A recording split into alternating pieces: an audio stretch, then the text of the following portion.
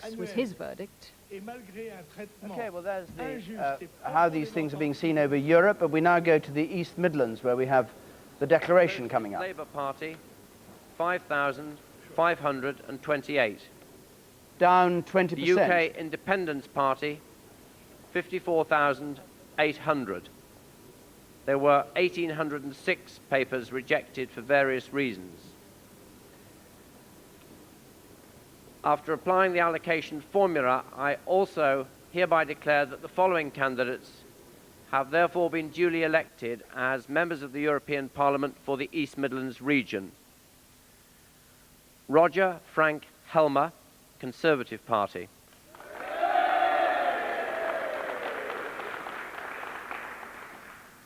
Imelda Mary Reid, Labour Party.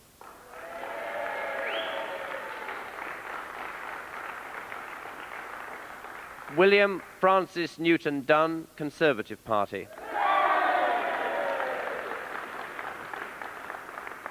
Philip Whitehead, Labour Party.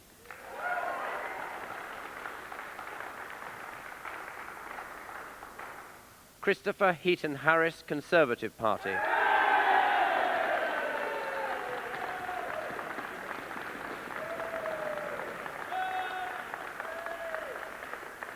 Nicholas William Peter Clegg, Liberal Democrat Party. I also give notice that I have prepared a statement setting out the details required by the election rules. Thank you.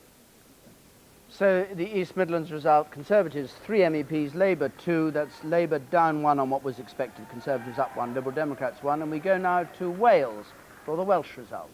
5,834. Socialist Labour Party, Plaid Sosialaeth Llafur, 4,283. UK Independence Party, 19,702.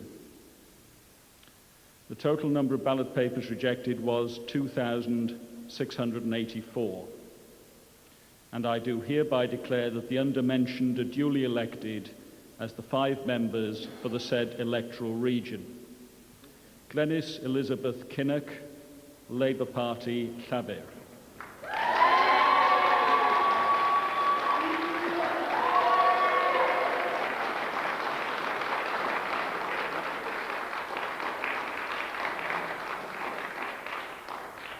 Gillian Evans, Plaid Cymru, the Party of Wales.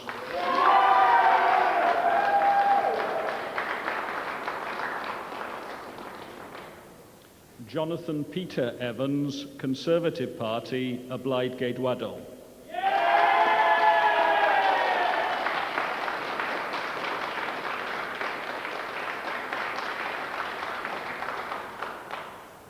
Mair Eluned Morgan, Labour Party, Llafur.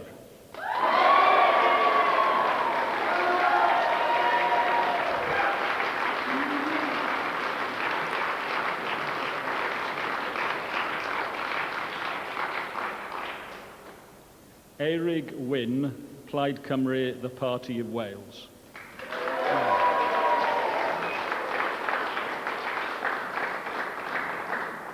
I shall now declare in Welsh. Well, while he declares in Welsh, let me just summarise this position in Wales.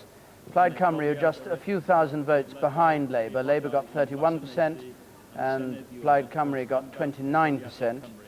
And that meant that in distribution of seats, Plaid Cymru have won not just their first, but their second seat in the European Parliament. They were expecting to win 1 on the basis of proportional representation, but they've come very nearly top of that poll, just a whisker under second place, and have got 2 seats, the Conservatives, 1 seat in Wales. So 2 for Labour, 1 for the Conservatives, and 2 for Plaid Cymru. And now let's return to the Liberal Democrat story. Where we've got to at the moment is that it looks as though the Liberal Democrats are going to get 10 seats now in the European Parliament. Their share of the vote is round about 13%, and they appear to have lost 26 of their 46 wins in the last general election. Now, Robin Oakley is down at Cowley Street. Robin, what is the mood there? Obviously, proportional representation has given them many more seats than they had last time. But are they disappointed with the general outcome? Well, I think there is a slight air of disappointment, David, though we're not actually at Cowley Street. We're in the Commonwealth Institute in Northumberland Avenue, where they're trying to celebrate tonight. They would obviously have hoped to have done rather better under a proportional representation system. After all, they've been arguing for that for long enough. And if they'd simply taken the results of the last European elections, that should have seen them, and those were distributed on a proportional representation system, that would have given them a dozen seats in the European Parliament. They're going to be lucky to make it into double figures, and they're pretty angry here tonight with what they see as a failure of Labour leadership on the question of fighting the case for Europe and for the single currency. And they think they've suffered as a result because they have been perceived to be the most pro-European and the most pro-single currency party in an election where there's been a heavy Eurosceptic note thanks to the Tories. But some of our information here was that it was specifically on the euro that they were losing support. Well, indeed, I mean, their own policy. Why do they need Labour to support them?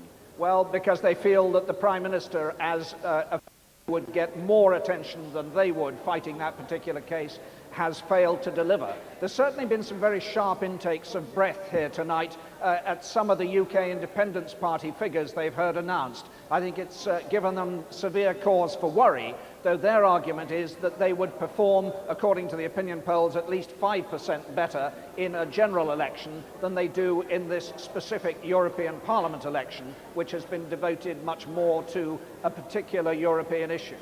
We're listening to you here, and Ming Campbell is here. Do you want to comment on what Robin has said? Well, I think he's right about the opinion poll. The ICM poll in The Guardian predicted about 14% for us in the European election. But the same poll said if it was a general election, then 19% of the electorate would vote for us. So there is obviously a difference between people's willingness to vote for us on Europe and the willingness to vote for us in a general election. And Robin Oakley is really only rehearsing some of the points I've made earlier about the fact that the argument for the single European currency has not yet been made, and it's time it was. Tony King, what do you think of that analysis of the Liberal Democrats' point that had Labour been sort of backing them on Europe, they would have done better? I don't know whether they would have done better, but what I think is pretty clear is that the Labour Party and the Liberal Democrats have, as Ming Campbell has kept saying, paid a considerable price for the fact that you have a Conservative Party that is increasingly Eurosceptical, even if not actually hostile to Europe. You have the UK Independence Party in the field. You have the bulk of the British press, unlike the bulk of the press in other European countries, pretty doubtful about the whole European enterprise. And certainly from the Labour Party, one has not been hearing a very clearly sounded trumpet. The Labour message has been muted right the way through. It's been consistent, but muted. But you said that there was trouble here for Labour, that the gloss, it looked as though the gloss might be wearing off, the Labour government on a number of counts. What about the Liberal Democrats? I mean, they're closely attached to Labour. Ming Campbell is one of those who've fought very hard to bring the two parties closer together. If the result had been a smaller majority, he would have been a minister in a coalition government. Do you think the same is true for the Liberal Democrats, that there's trouble for them in these results, or do you accept that it's simply because Labour's behaved differently from the way they'd have liked? No, we have to take some responsibility, let's be clear. I mean, it's a bad night for us in certain places, I can't accept that. But when you put it in the overall context of the whole election, then I believe very strongly that the case for the European single currency has not been made. Michael Heseltine and Kenneth Clarke have deliberately stayed out of that case in order to keep to the promise they made to William Hague on this topic. What we know is that there's going to be a launch of the campaign, Britain and Europe, for the single currency. The argument has now got to be carried out, promoted with a far greater degree of robustness than we've heard so far. Tony?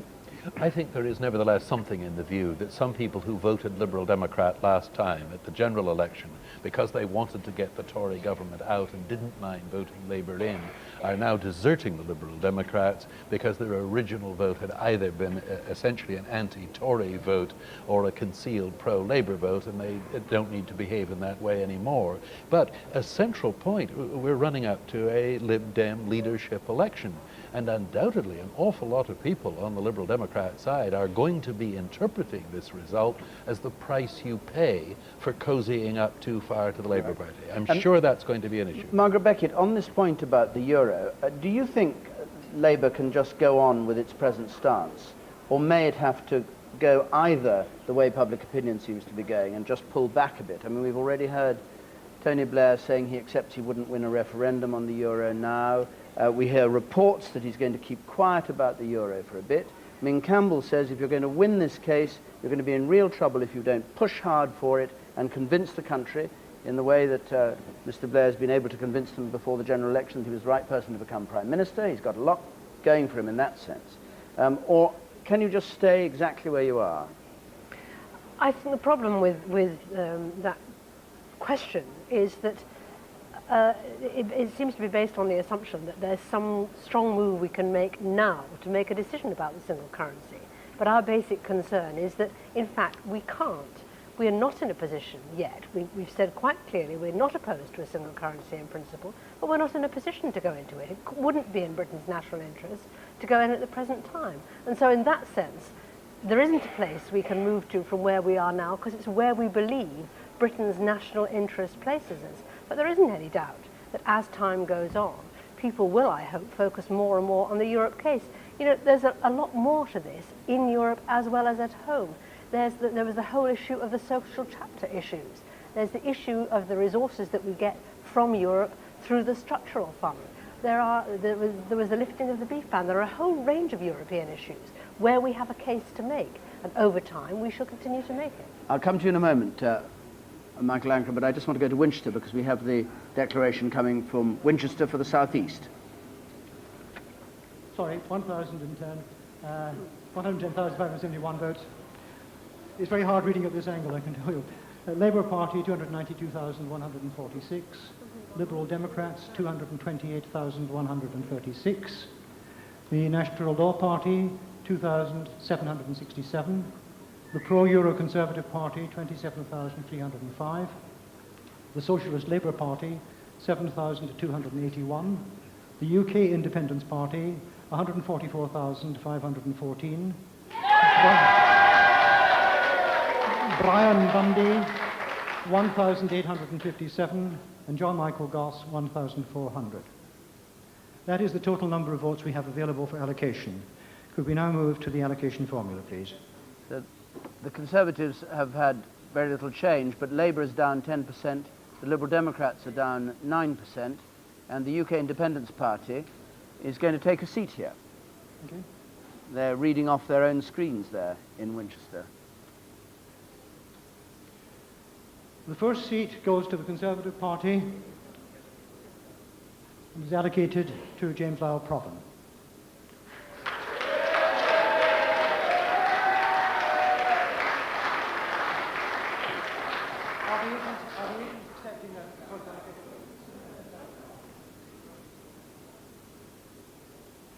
I don't know whether their machinery's got stuck or what's happened, but anyway.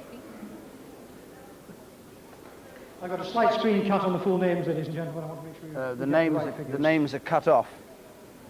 The second, on a reduced total of 220,644 votes, goes to the Conservative Party, allocated to Roy James Perry.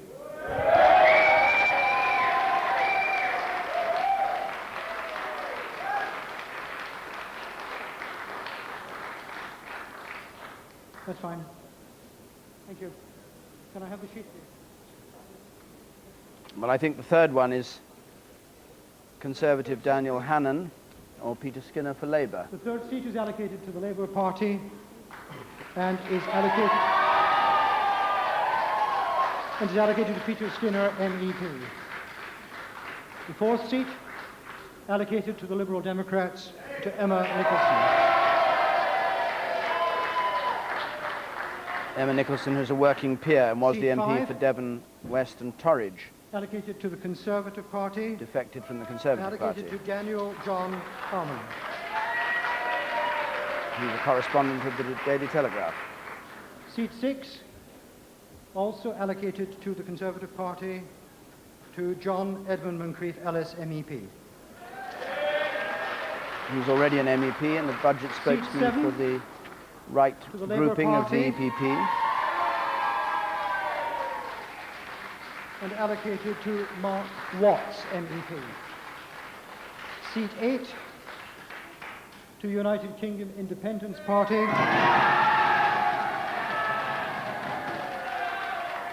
And allocated to Nigel Paul Farage. He's the chairman of the UK Independence Party. Conservative Party. And allocated to Urjan Joseph Deba. The former MP for Brentford and Isleworth, Merge Deba. Allocated to the Liberal Democrat Party and awarded to Christopher Murray. And the final seat... Maybe I make that to Chris Hooner, who's a former financial journalist. I don't know who and the final seat Chris is Murray allocated to the Green Party, to Caroline Lucas. So there's the Green seat in the southeast. And these, I don't know what the shouting is that's going on there, but it's the first Green elected from the southeast, so it could be two Greens, one from London, one from the southeast that we get tonight. They're, I must say the parties are playing their bit. Everybody thought this would be very dull, the declaration, but people are making a great effort to turn PR into something less than dull. I once went to the Australian PR elections, and all we did was to stand in in Canberra, in a huge room with votes that just slightly changed all the time, and there was none of this. No central, no central count, no regional count, nothing at all exciting. Penny Ashdown is arriving at the Liberal Democrat Party, I think, there at the Commonwealth Club, and is about to speak. So let's just hear what he's going to say. That's, on there or not. First of all, my thanks to the returning officer. No. My thanks to the Commonwealth Club for putting up with us tonight and for helping us to enjoy what is, I think, a record-breaking result for the Lib Dems. Let me remind you what you have achieved. There is now no region of Britain that does not have a Liberal Democrat representative in Brussels. Not a single one. And there are people tonight who will have voted Liberal Democrat all their lives in European elections who for the first time ever will have a Liberal Democrat member of the European Parliament. That's what we've done, and it's from here, I think, now that we continue to build the party over the next few years. Many congratulations to you all. It's a very good night indeed. All the best. Good night.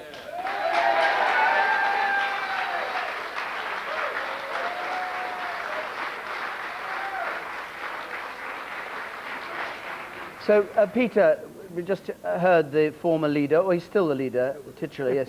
He's written his letter of resignation, but is there until August or something. Doesn't take effect. Doesn't take effect, that's right. Peter, let's have a look at how the Liberal Democrats do. Then I hope we may be able to talk to some of the people who are potential leaders of the party. It's a very tough old night for the Liberal Democrats. They're 4% down nationally on their share of the vote.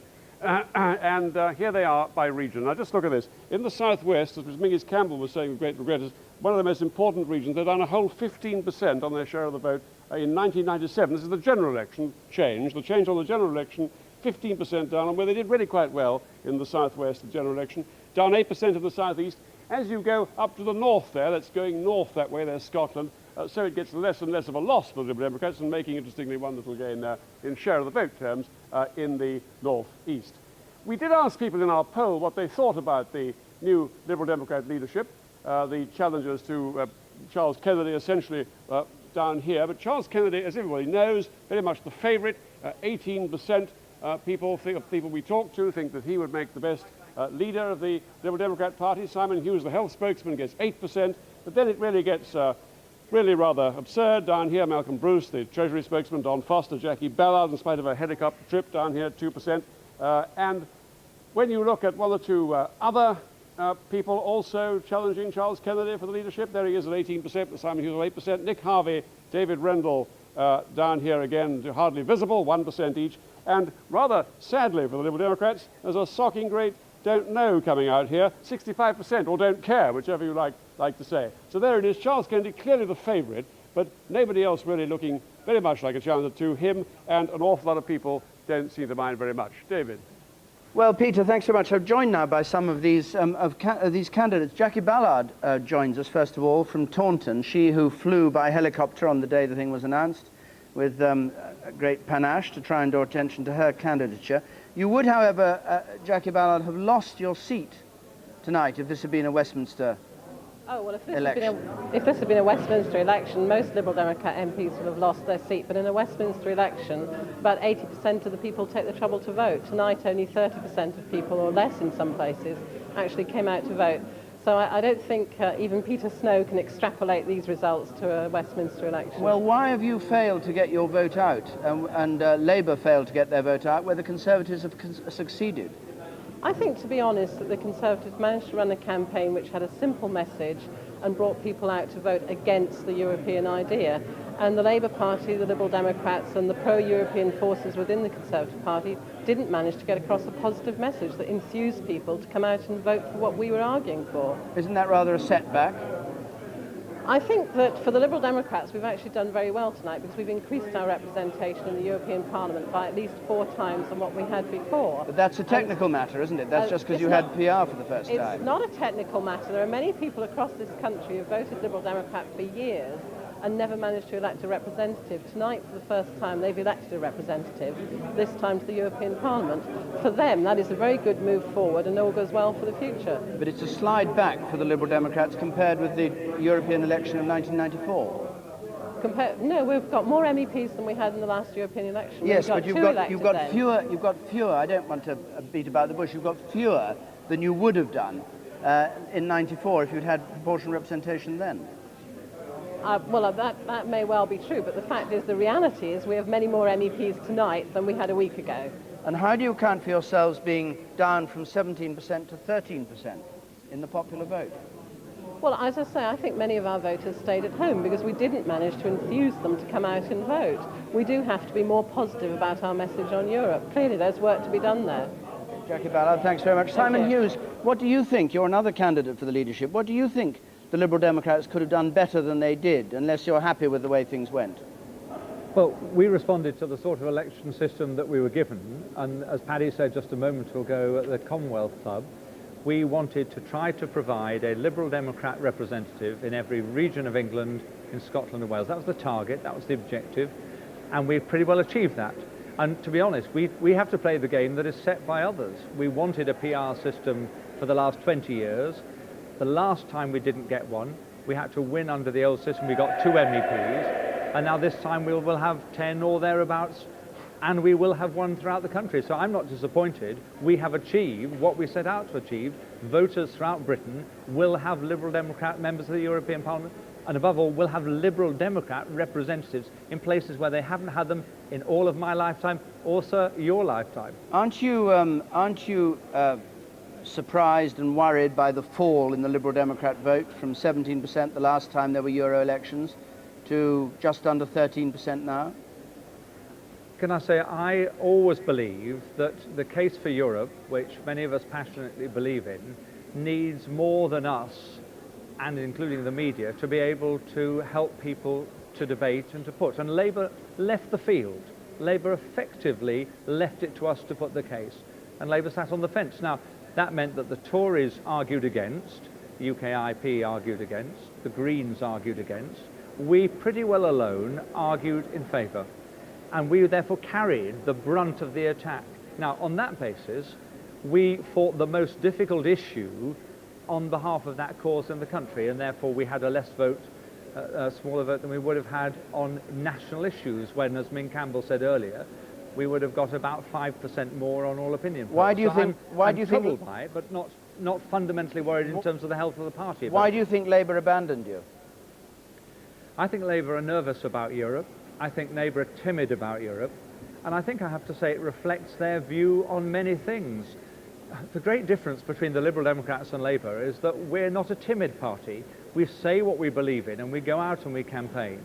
And Labour so often back off things that the country want them to be bold about. Okay. Constitutional affairs is another example. Thank you very much. We're joined by a third, Don Foster from Bath, which also would have lost if this had been an election tonight. Do you understand why Labour didn't support you on this, on the euro and on Europe, if that analysis is correct?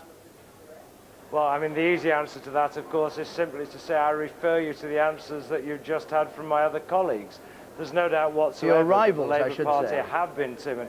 No, they're colleagues of mine, and that's the one great thing about the Liberal Democrats. We are all very united on very many issues, and that's what we haven't seen from the Labour Party. As Simon Hughes rightly said, they have been very, very timid on the issue of Europe. But may they not be timid because they think they'll lose votes, Mr. Foster? May they not be timid because they think they're onto a winning... I mean, they're not unshrewd about judging public opinion in Labour Party, are they? David, that may be absolutely right, and maybe their focus groups told them to go a bit softer on it than they perhaps might have done. The great thing that you get from the Liberal Democrats is we put forward honestly what we believe, and then we go and fight and campaign for it. What we did in this election was to say that we were passionately in favour of Europe, but also we wanted to make quite significant changes in the way that it operates, to make it more democratic. That is a message that we put over very vigorously. We stuck by it right the way through the election campaign. Don Foster, thank you very much indeed. Let's go over to Birmingham for the regional result for the West Midlands, which is in the throes of being declared. Pro-Euro Conservative Party, 11,144. Socialist Alliance, 7,203. Socialist Labour Party, 5,257. UK Independence Party, 49,621. Michael Charles Gibbs, 3,066. Christine Margaret Oddy, 36,849.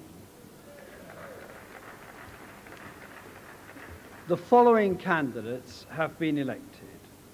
John Alexander Corrie of the Conservative Party.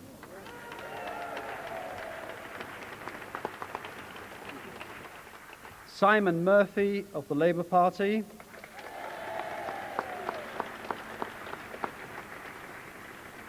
Philip Rodway Bushhill Matthews of the Conservative Party.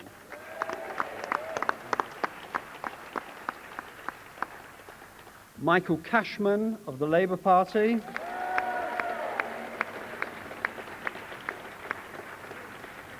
Malcolm John Charles Harbour of the Conservative Party.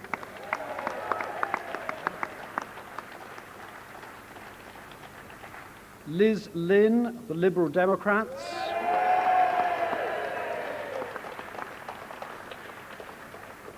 Philip Charles Bradbourne, the Conservative Party.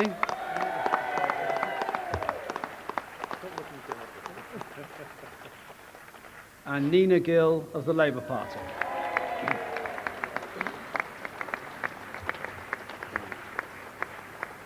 So the seats break: 3 for Labour, 4 for the Conservatives, 1 for the Liberal Democrats. The Labour vote in the West Midlands down 21%.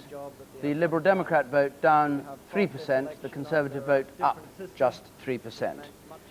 So now we're joined by Paddy Ashdown, the leader of the Liberal Democrat Party, who's written his resignation letter and will retire in August.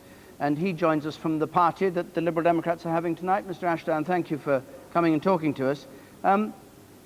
Was this all worth it on the basis of tonight's results? I know you've got PR, and that's given you more seats than you had back in '94, but you're down from 17% to 13% of the popular vote. No, we're not, David, and you well know. What we're celebrating tonight is the fact that we now have a Liberal Democrat representing every single region of England. We'll wait to see what the results are in Scotland.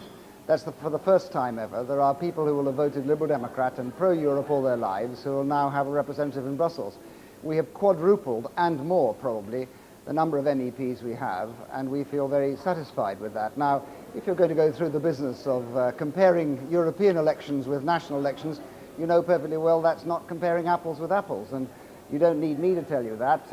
I saw Anthony King saying that there were messages on a national scale for the Liberal Democrats from this. Well, if they are, this is the message from the ICM poll, that we actually got 19%. The same poll that predicted this outcome of about 13, which is what we thought we'd get, predicted 19 in the Westminster election. That's 2 up on the elections of 2 years ago. And let me just say this for Margaret Beckett, that Labour, as a result of PR, got twice the number of seats they'd have got on this share of the vote if they'd had first past the post. So they benefited considerably. It would have been an even worse night for Labour if it had not been for proportional representation. Well, you're taking on our various guests here, so I'll bring them in. Margaret Beckett, what do you say to that? I think, talking about the share of the votes, as you were a moment ago, the Liberals have got, I think Paddy Ashdown is forgetting they got the same share of the vote in '94 in the Euro elections, and their share of the vote is down. As to, I haven't had a chance to work out what number of seats it would give us, but there isn't any doubt that on a PR basis, we have lost out in these elections as we did in Scotland and in Wales. I'm sorry, Margaret. I'm sorry, Margaret. I don't think there's a single one of the psephologists who'll agree with you. I mean, if you want to compare votes with '94, I suggest that Labour suffered a good deal more. But look, if you want to draw conclusions from European elections that read across the Westminster ones, it's a mug's game. I mean, we lost every seat in Britain. We lost our deposit in every seat in Britain in 1989, but we won a very substantial number of seats in 1992. So the two don't compare. But let me just make the singular point to Margaret. PR has delivered you around 29 seats today. On this share of the vote, on the first past the post, you'd have got around half that. So in fact, it's benefited Labour. Can I make a bigger point, David? Because there really is a bigger point in this, I think, than the message for any party, and it's this. The whole European project, the whole engagement of Britain in a constructive fashion in Europe is, in my view, now at risk. And it's at risk from two things. It's at risk because I'm afraid to say our Prime Minister has failed to give a lead on this. He has been magnificent on so much else. But on this, although he's had huge popularity, he has failed to use it to argue the case for Europe.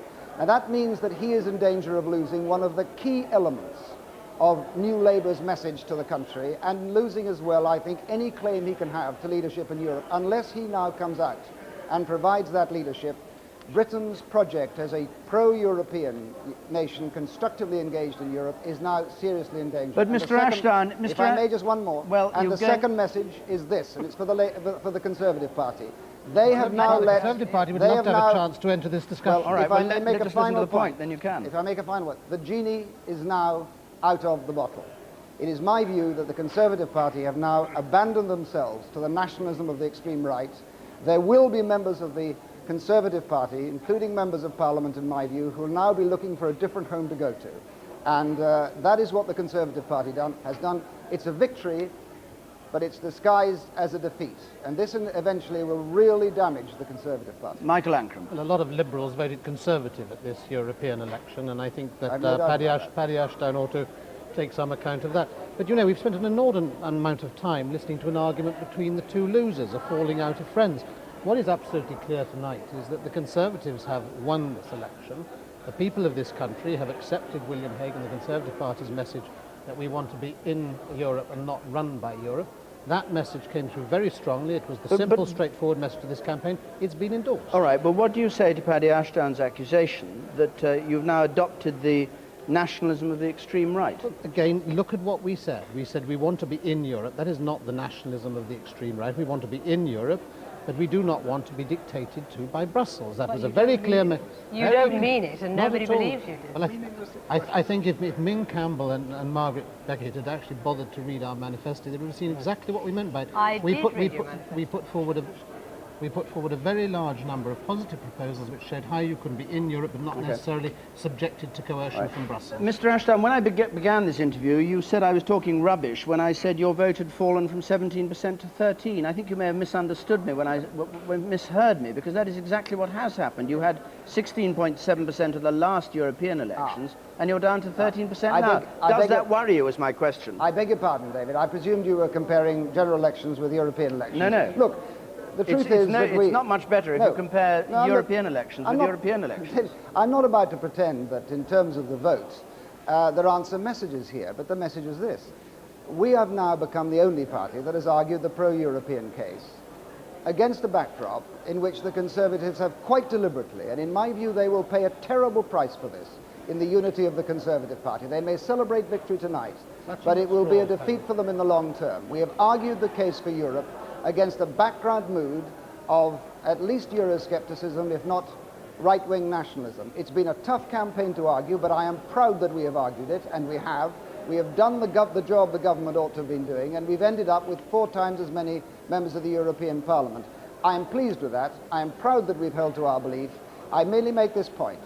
The whole case for Britain playing a constructive role in Europe is now up for grabs. And it's up for grabs because a Conservative Party has unleashed the nationalism of the right and adopted it. And I regret to say our Prime Minister has yet to argue the case for the cause that he calls central to New Labour's proposals, which is the cause of a constructive Britain playing a constructive part in Europe. And it is that, but much more than the result for any party, which is the message for tonight, and it is that that is now in jeopardy in Britain. Paddy Ashdown, thank you very much.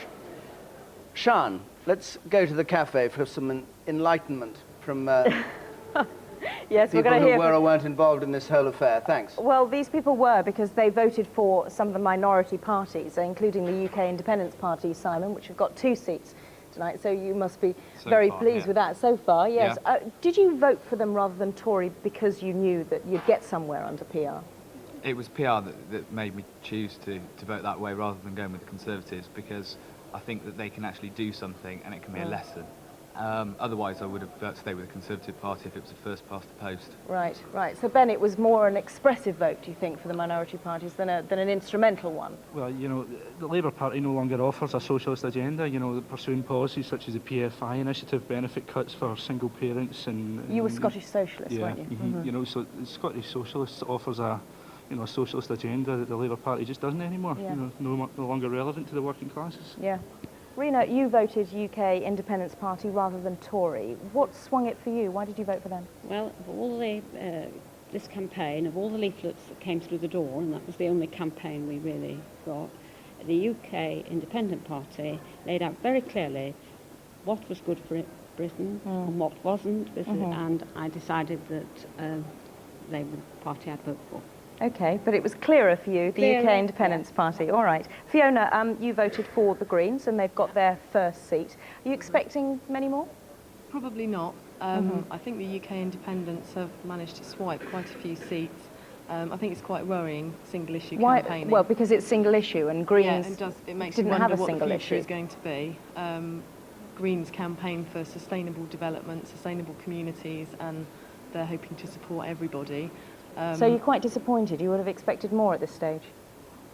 I wouldn't have expected more, but I am disappointed. I didn't think the UK Independents would sweep quite so much away from us. But I think the Greens have done very well across Europe, so it's not complete disappointment. Okay, all right. Well, let's have a chat to John, who's a Lib Dem voter. Are you disappointed with tonight's result? I mean, they haven't done as well as expected, have they, so far? No, but I think that's to be expected because Paddy Ashdown's announced he's going to resign as the leader. You think that's the reason, rather than, as Simon Hughes was saying, that it was because they were campaigning for the euro that they actually took a lot of the flack for it, basically? Yes, so that could be true as well. I'm definitely anti-euro, so that goes that. I think if Paddy Ashdown had left it till after the election, then maybe he had a better result tonight. That's what I think. And of the two you saw, Simon Hughes, Don Foster, which one would get your vote for the new leader? Simon Hughes. Simon Hughes. Simon Hughes. All right, thanks very much, John. Well, let's now have a look at the papers, because some of the early editions are in. Of course, they haven't got the results so far because they are the early editions, but we're going to talk through what's in them with Michael Gove, who's from The Times, and also Robert Peston, who's from the FT. But let's first have a look at what the front pages are saying. This is The Sun. Actually, the front page is all about Kosovo.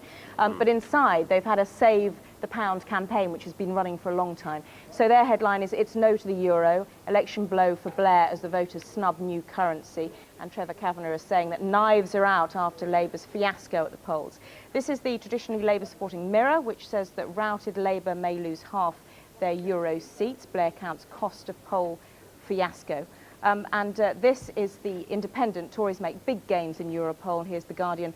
Labour inquest after election slump.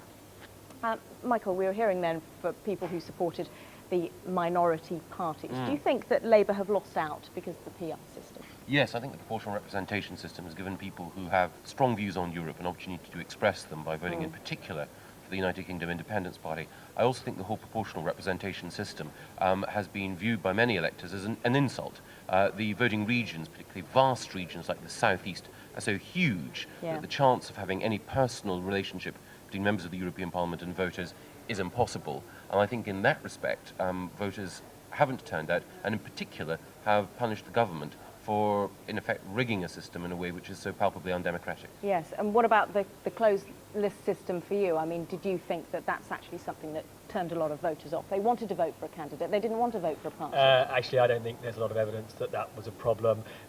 Frankly, under the old system, people didn't even know who their MEP was, so the idea that somehow before all this, we had this wonderful personal relationship between MEPs and voters, I think isn't borne out by the facts. However, I think there is here an issue about the European Parliament.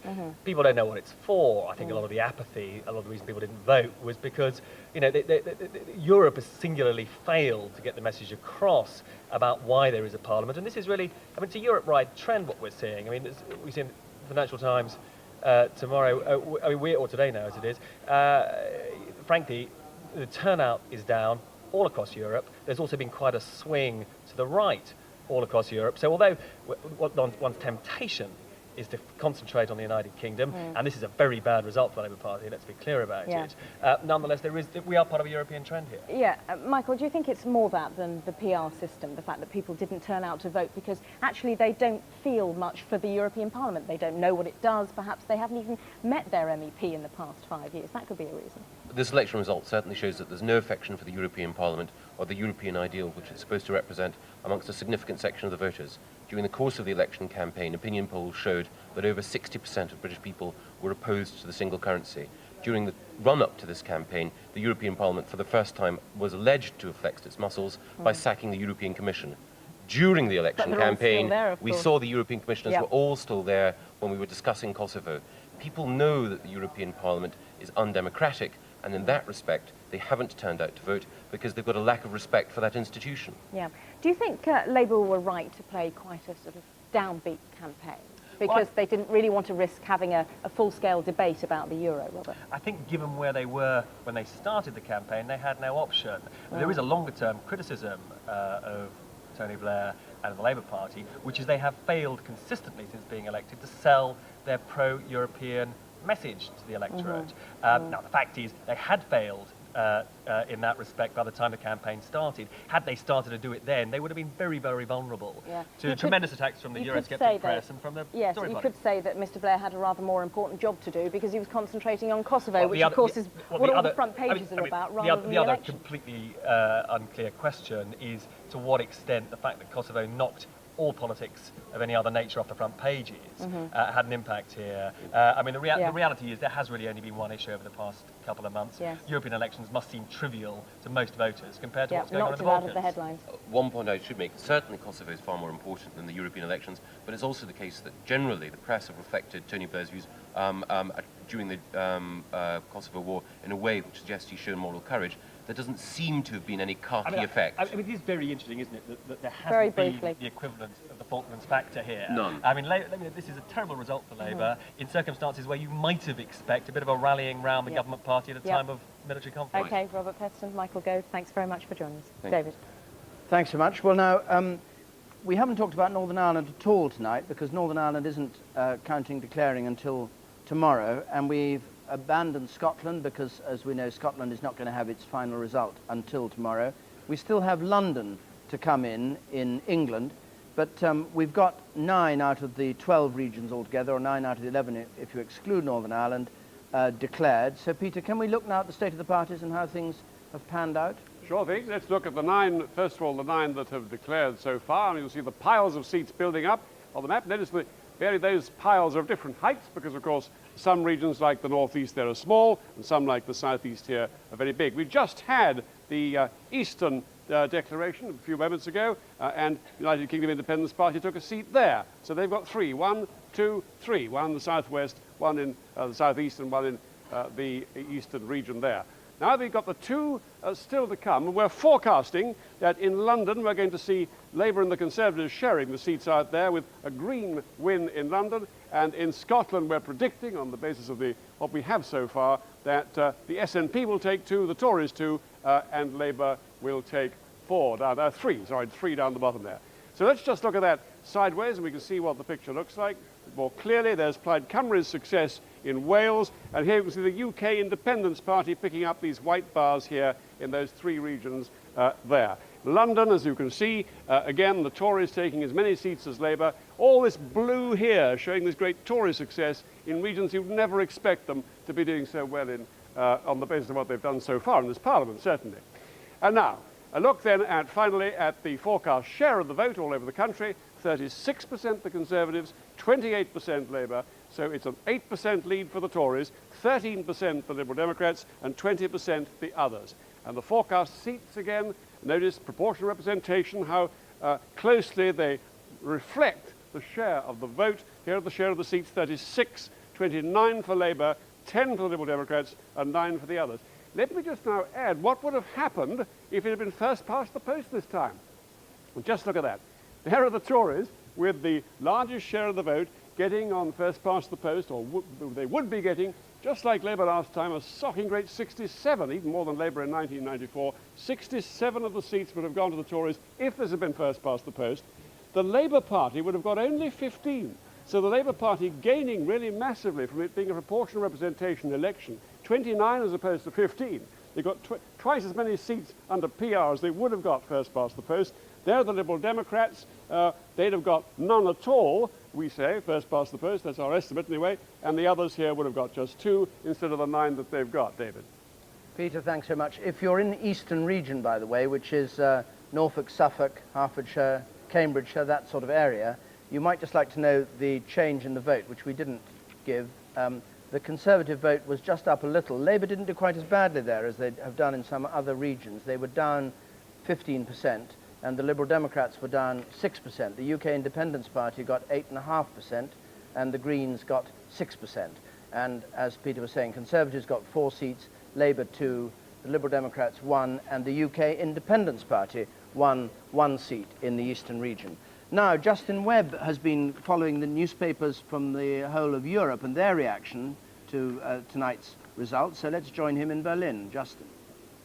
Yes, hello again from Berlin. I'm joined by a Berlin newspaper man, Ulrich Meyer, from the Tagesspiegel, and he's brought in a first edition of his newspaper. Let me try to show it to you, dominated by a picture of what is going on in Kosovo, as you might expect, but also there that headline underneath that picture saying there's been a heavy defeat for the red-green coalition. Yes, a heavy defeat for the coalition. Everyone's agreed on that. They're agreed on that. What are the papers telling Mr. Schroeder he should do as a result of that defeat? Well, we are telling him that the electorate that supported him at the general elections last September, maybe he has lost them now at this European elections. Mr. Schroeder calls this part of the electorate the Neue Mitte, the new center. And there was a large abstention now, and lots of SPD, Social Democratic voters, didn't go to the polls. So he's got to go in the direction of the Blairite third way? He probably will have to, and some of the legislation he has put forward over the last 8-9 months has been somewhat muddied as well, and probably voters now have punished him for that. Okay, domestic issue. Was it in any sense, looking at it as a European vote, which after all it was it an anti-European vote? No, I wouldn't say so. European issues didn't really matter at the election campaign. This was really fought on domestic issues as well. Which brings us, and here we are in the heart of Berlin, to what Germans are thinking about in political terms, and they're thinking very much about the future of their political setup, which is going to be based. Are people, A, happy with that, B, happy that their members of the Reichstag are going to be based here very soon? Are they looking forward to it? Yeah, I think so. I mean, there's already been a test on that one. The MPs have already got used to the new Reichstag. They voted Mr. Rau as the next president for Germany, so they got used to the building, which is obviously very much different from the much lighter Bundestag in Bonn. And as for the Berliners themselves, they will get used to the MPs as well when they are coming in summer. Robert Meyer, thank you very much. Well, now let's go to Brussels and get a last word from Anne Mackenzie there. Anne. Well, one issue that may have affected the vote and certainly caused uproar here in Brussels was the disgrace of the European Commission. And I'm joined now by Paul van Buitenen, who glories in the name whistleblower because he provided the information that actually led to the downfall of the Commission. Paul, after these elections, a new Commission will be formed. Are you confident that the new President-designate, Romano Prodi, will wipe out corruption within the Commission, as he claims? Depends also on the backup Mr. Prodi gets from the European Parliament. If, for instance, Mr. Prodi would not agree with the choice of a commissioner for his new team, he needs the backup of the Parliament to be able to refuse the offers being made by the Member States.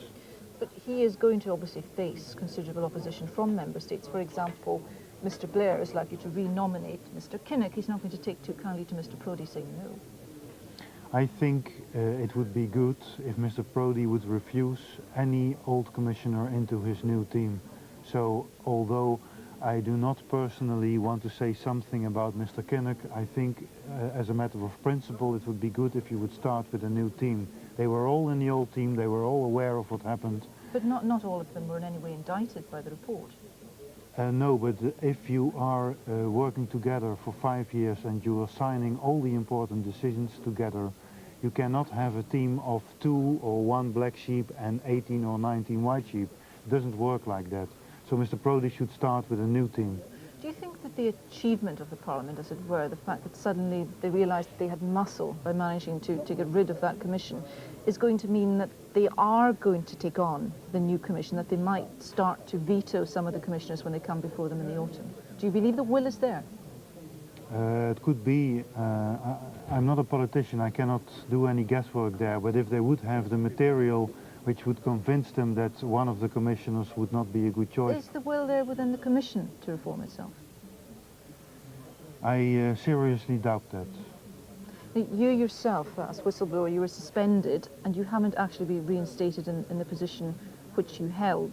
Do you believe that what happened to you, what you've been through as it were, is going to stop other people coming forward and taking the same stance as you? Yes, and I think that's what the Commission wants, to discourage other potential whistleblowers. Should the Parliament be helping you? Yes, and they're not doing it. Okay, Paul van Buitenen, thank you for joining us. Okay, thank you. Thanks very much. And now we join Michael Crick again. Michael Crick was travelling on the Eurostar all day. We saw him on the train, we saw him in Paris. I'm not quite sure where he's got to now. Michael. In the Eurostar buffet, goods are priced in pounds and francs, but not euros. Yet. But what do Eurostar passengers think about how far the European train should go towards that ever greater union? With me, I have an extremely cosmopolitan set of passengers. We've got Nicholas, who's German, Nicoline, who is French and Dutch, Cormac, who's Irish but lives in Britain, and Catherine, who is English. Now, do you see, Nicholas, Europe, the future of Europe as a United States of Europe? Yeah, we hope so. Yeah, definitely. So there's really, for you, no limit to European integration? Absolutely. Yeah, we should have one government and, you know, like, be one country. Do you go along with that, Catherine, or you? No. I think only to a certain degree. I think that we're all a pretty diverse bunch of people. I think there's certain things that we should work together on, things like, I think NATO works well as a defence union. I think common agricultural policy is about as far as I would go to that extent. I certainly don't feel that, I don't know, a common foreign policy or a common defence policy is the way we should be going, and at the moment the euro for me seems a long way off too. What about you, Cormac? Is there any limit to how far you would integrate? I definitely would like to see a United States of Europe. I don't necessarily believe it should be one government. I think it should be a representation of people politicians from different countries.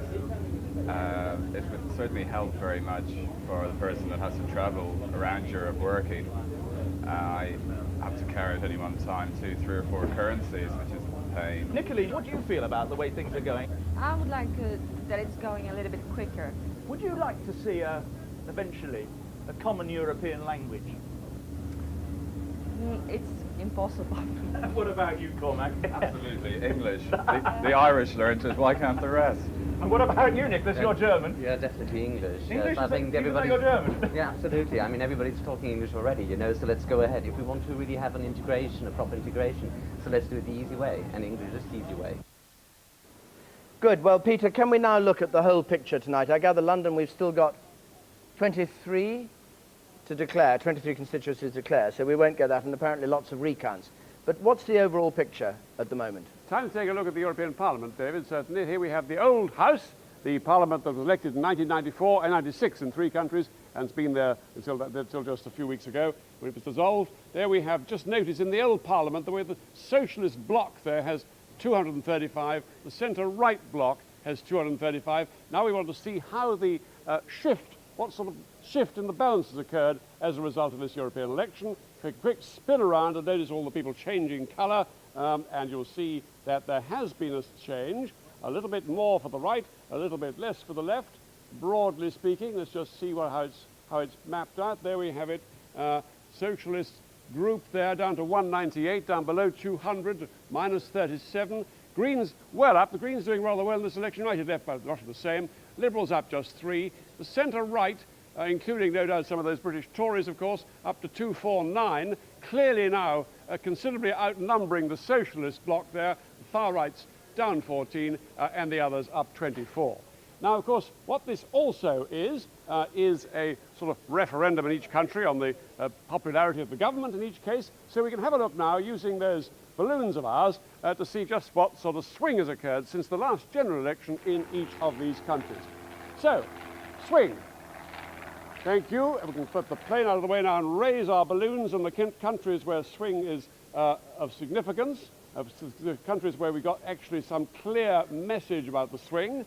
Here are the governing leaders in each of the countries, starting with Antonio Guterres. Now, which way are they swinging? Okay, he's going off to the left. There's a Portuguese going to the left. There's the Swedes, and now here's the French Prime Minister, Donald Jospin. He's the first of the people who are going to swing to the right, I think. Now, of course, the great majority of these governments are social democratic and socialist governments, so swinging to the right, not very surprising. There goes Tony Blair, there goes the German leader Gerhard Schroeder, and now we'll see them lining up in the sky here, and we're just going to bring our plane down to draw a vapor trail from the center line here, and there we are, and there we have the swing to the left there. We have Sweden, Ireland and Portugal swinging to the left. The Portuguese government already a government of the left, but the other two there, and of course the Irish government's government of the right, going a little bit left, but otherwise all these other countries swinging definitely to the right, including, of course, Britain up there, and the biggest of all, Germany, with a 13% swing to the right, David. I think you must sack the pilot of that plane. He seems to have it in for you. Dangerous. Very dangerous standing here. Yes. Wales, Guito Harry, and let's just hear a final report from him. Guito. Well, David, as predicted, a bad night for Labour in Wales, though a slight sigh of relief. Wasn't quite as bad as some of them thought it would be, and the main enemy for them, Plaid Cymru, the Welsh Nationalist Party, not the Conservatives, though they did rather well too. The mould of Welsh politics has certainly been broken with the election for the first time ever of a Plaid Cymru MEP. She's here with me, Jill Evans, congratulations. Aren't you going to drown in that big sea of all kinds of MEPs in Brussels? I know it's a personal victory for yourself, but will it mean anything in practical terms? There are 2 of us from Plaid Cymru elected tonight, actually. In the European Parliament, obviously, we'll work within a political grouping like the other members do, but as we've seen, our MPs on a Westminster level have been able to make a very significant mark, even with small numbers. But even 2 MEPs, it's not that much, is it, in the Strasbourg Parliament? Well, there's just 5 from the whole of Wales. I mean, obviously, we will be working together when the interests of Wales are at issue.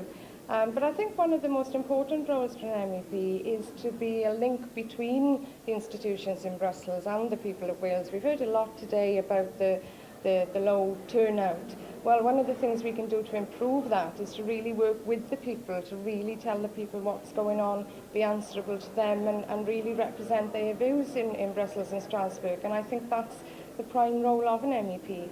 Turnout, you mentioned, particularly bad for the Labour Party, and Dr Kim Howells, a DTI Minister, a Welsh MP, pretty disastrous in terms of what your own grassroots are telling you about their enthusiasm mid-term about the Labour government, isn't it? Well, it's pretty disastrous in terms of what a lot of Labour Party supporters think about the European election. And whose fault is that? Well, they didn't come out to vote. You tell me. It's a mystery. We all canvassed hard. Plaid Cymru did, the Labour Party did, the Tories did, and yet the turnout was so small. In my own constituency, it was 25%. It was particularly bad among Labour voters, wasn't it? Because Plaid Cymru, a fringe party from your point of view until the last few months, really, came within 10,000, 11,000 votes of you, the Party of Wales, as you keep telling us. Well, we are the Party of Wales. You look at our votes. Only just now. Oh, well, never mind. You and others were predicting that Plaid Cymru would be the biggest party. Well, we're not.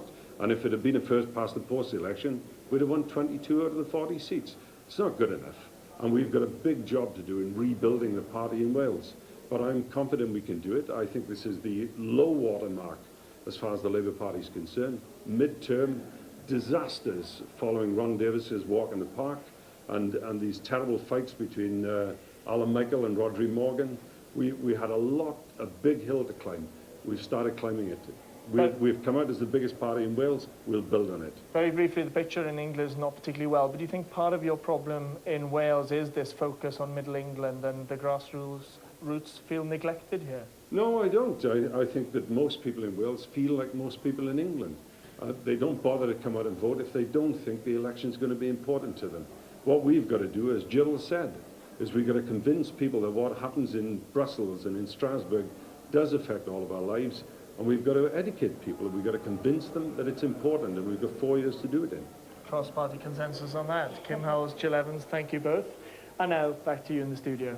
Gito, thanks very much. Now let's go to Alexandra Palace, where London is still counting, 51 declared, 23 still to come.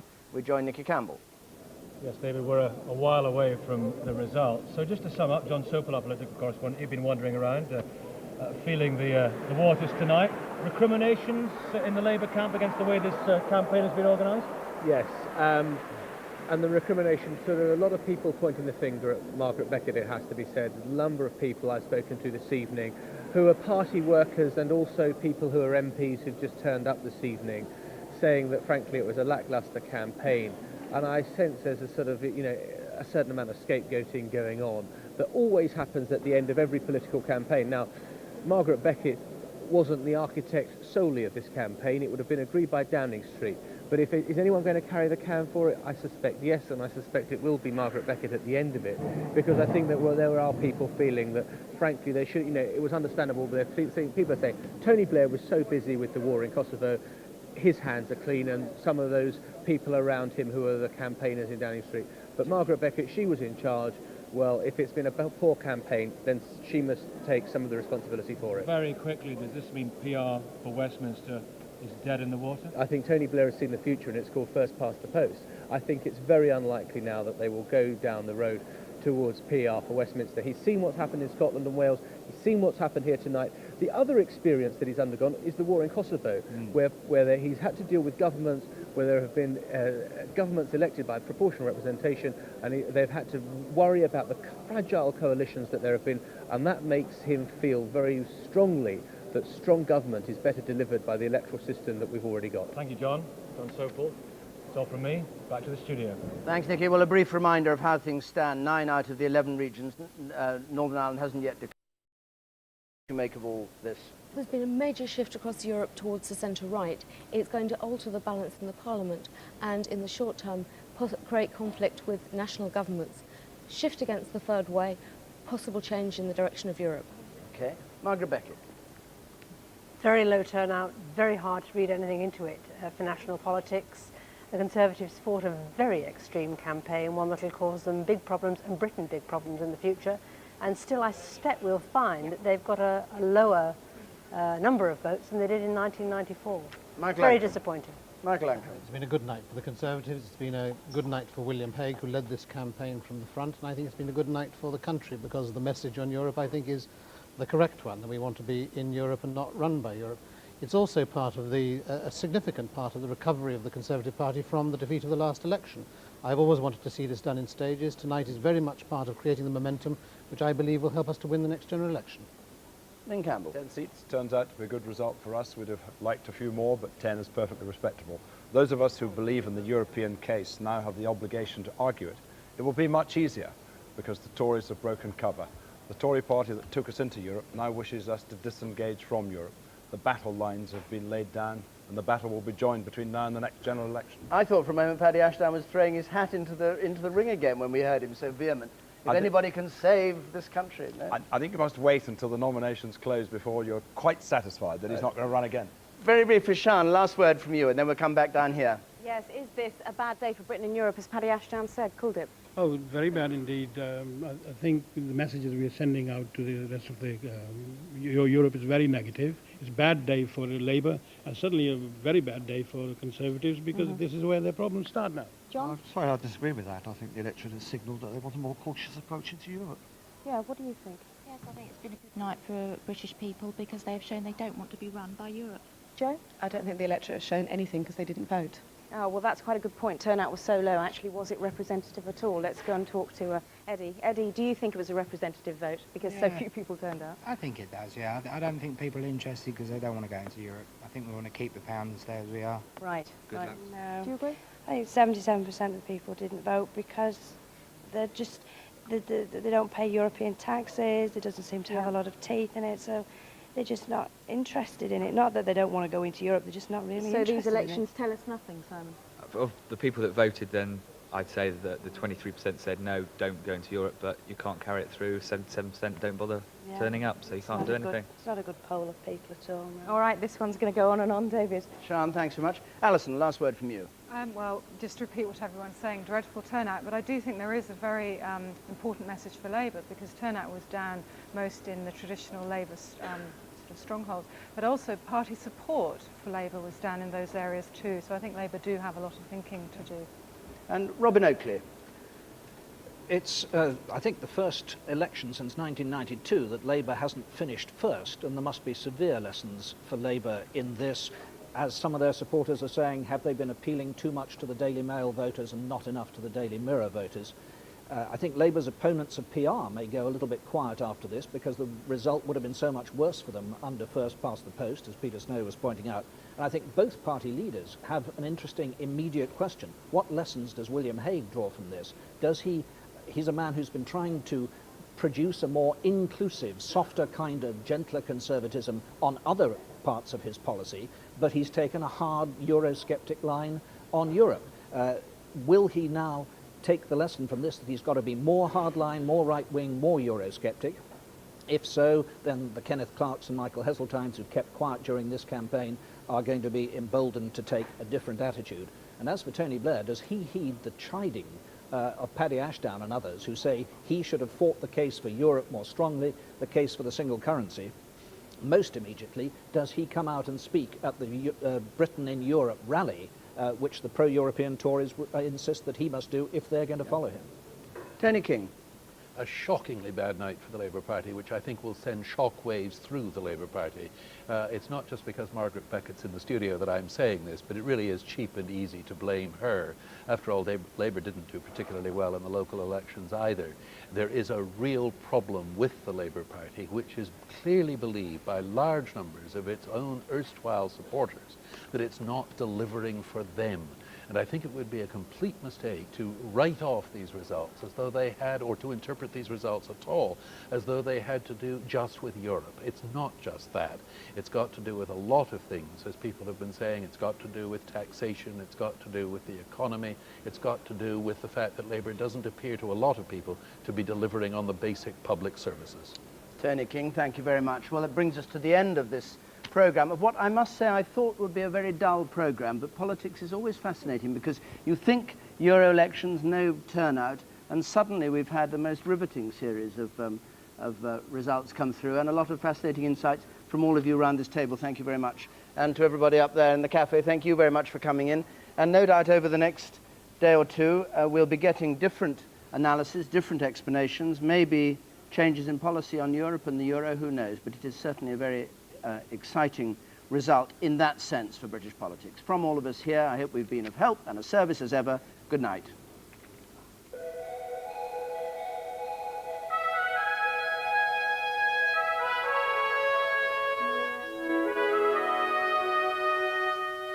you.